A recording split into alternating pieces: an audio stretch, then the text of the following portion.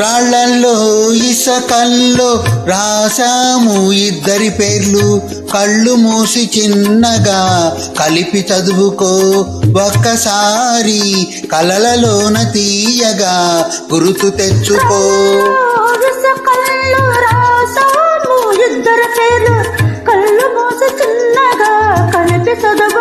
ఒక్కసారి కలలలోన తీయగా గుర్తు తెచ్చుకో.